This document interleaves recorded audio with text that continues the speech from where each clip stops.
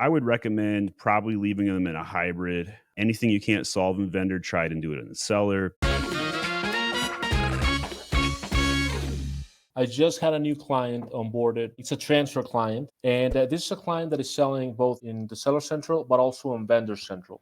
This is the first time I'm going to have experience working specifically with Vendor Central. So I wanted to ask you, is it worthwhile trying to talk to the client to migrate specifically to Seller Central and put all our focus there? Focused on one goal.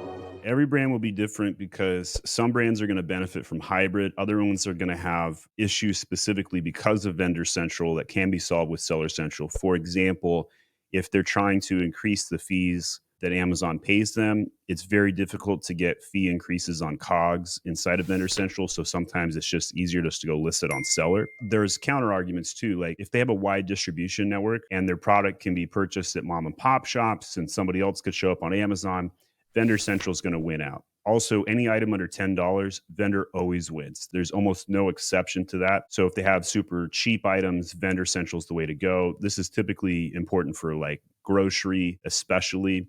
So looking for best sellers right now, it's just a tea with multiple variations, as you can see. Yep.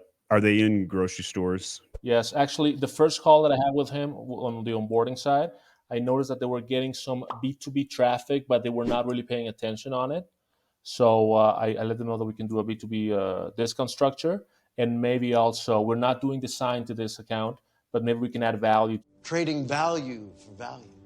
to do a specific B2B, like targeting demographics for coffee shop or stuff like that. So the items in grocery, since they're in physical grocery stores, will probably benefit from being in vendor. Vendor Central is harder to load items. It's harder to update items. It's just harder in general, but the advertising is about the same. I would recommend probably leaving them in a hybrid. Anything you can't solve in vendor, try it and do it in the seller. You could always have a backup option. If they are running low on stock, you could have seller back it up. At some point, though, Vendor Central will probably stick their nose up and be like, hey, we don't like what you're doing. A category manager can block the seller account from adding new products. Just one thing to keep in mind. But in general, I think probably not making changes is the route to go with a hybrid situation.